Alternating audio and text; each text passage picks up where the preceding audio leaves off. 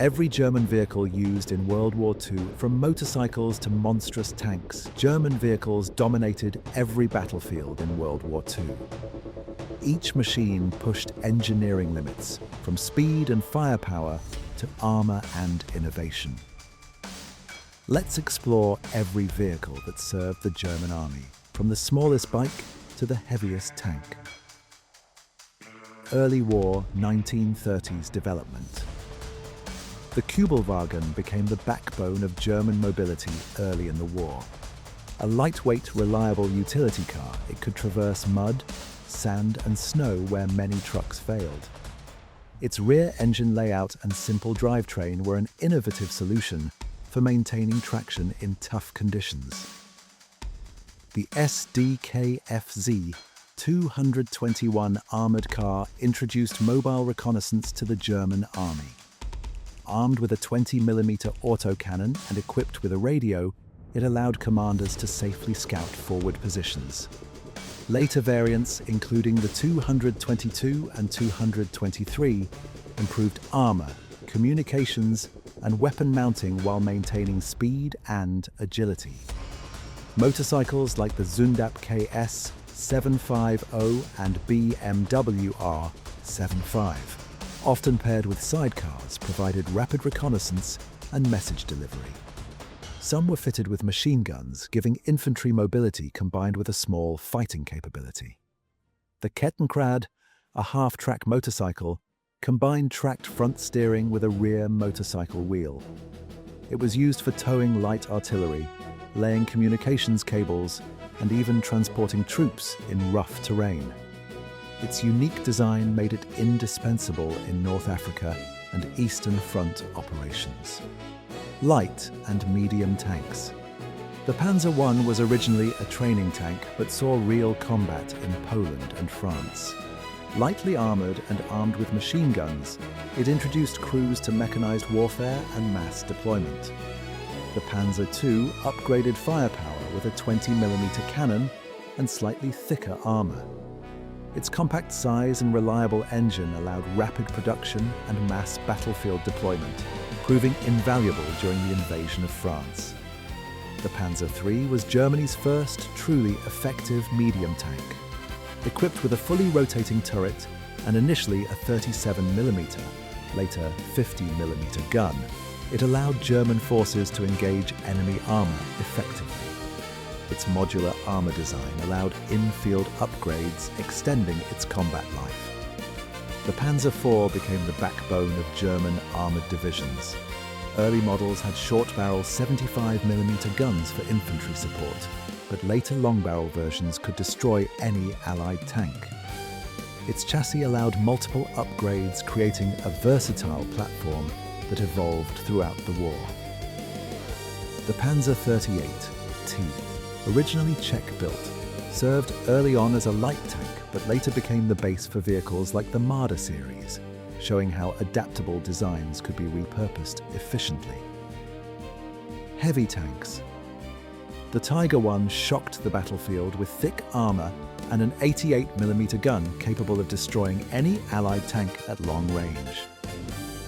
Advanced optics allowed precise targeting, while torsion bar suspension and wide tracks improved mobility despite its weight. The Tiger II, or King Tiger, pushed the envelope with even heavier armor and firepower. Sloped frontal armor and interleaved wheels improved survivability, while its massive 88mm gun could defeat any enemy armor at extreme distance. Its size, however, required careful logistical support. The Panzer VIII Maus was the heaviest tank ever built, weighing 188 tons with 200mm frontal armor and a 128mm main gun. Only a few prototypes were completed, but it saw limited field testing. Its design represented the ultimate in German armored engineering ambition.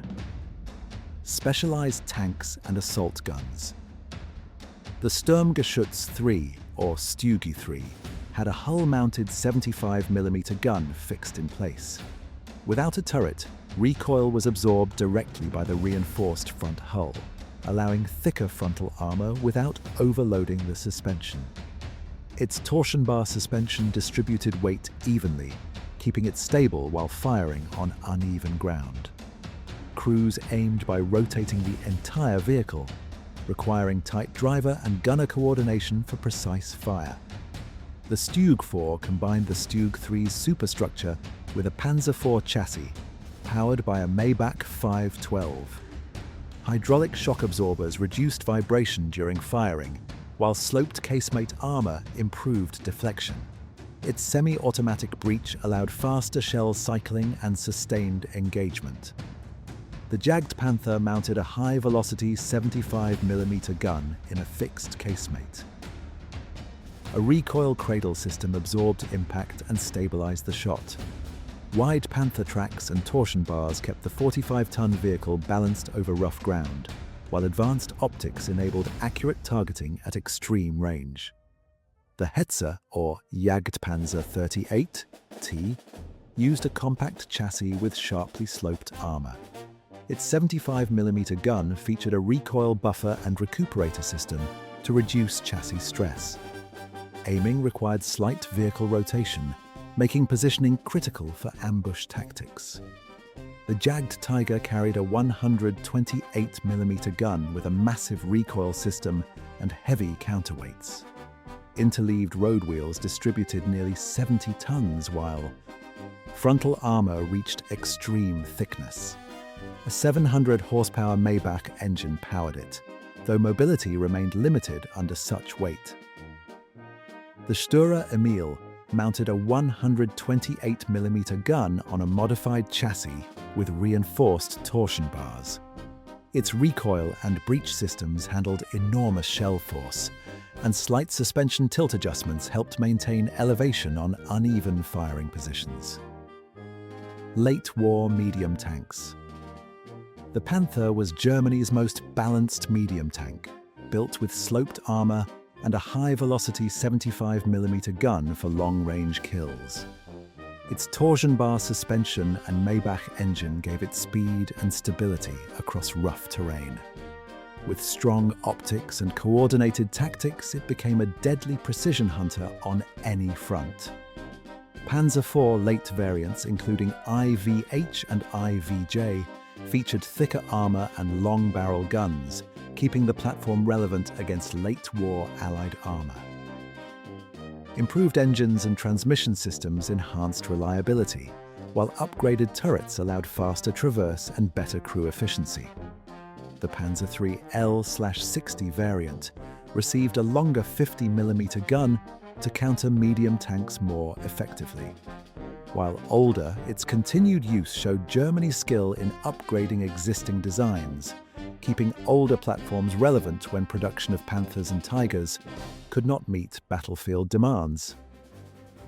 Half-tracks and support vehicles. The SD-KFZ 251 half-track series transported mechanized infantry safely into battle. Its modular design allowed weapons to be mounted on top, and it traversed terrain that wheeled vehicles could not.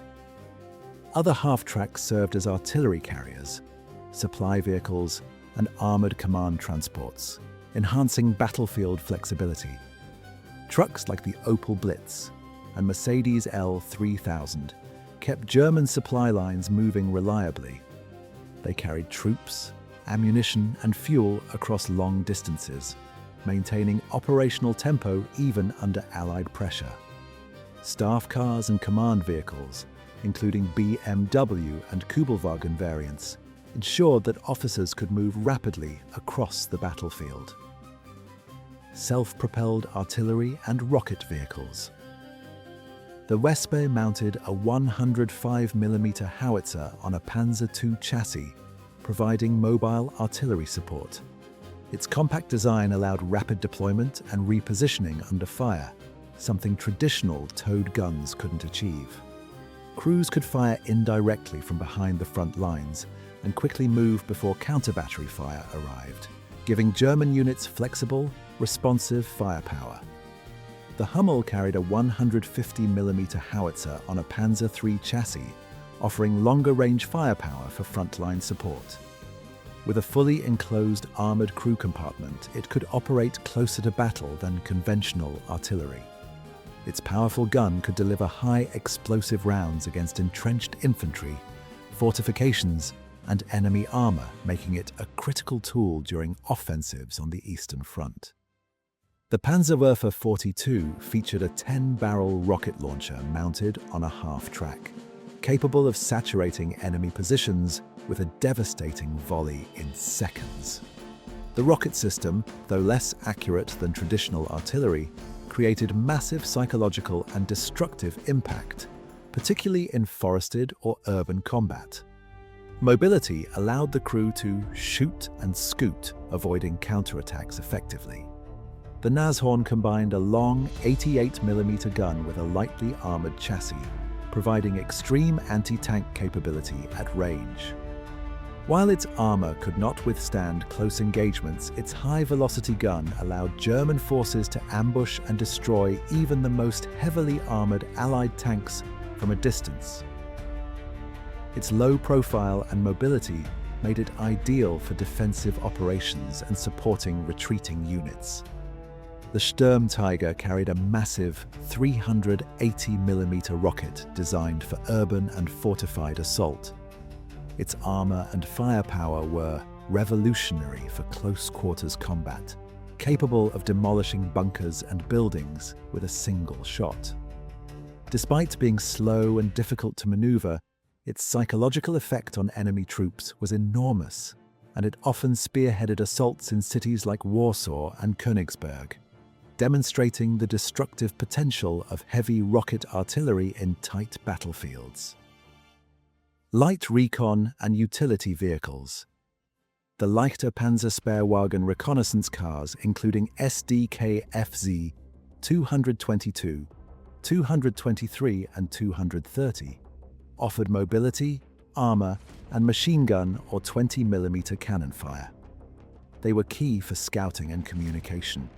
The Kettenkrad half-track motorcycle allowed cable laying, towing, and light transport in terrain impossible for other vehicles. From Kübelwagen to King Tiger, Germany engineered war on tracks and wheels.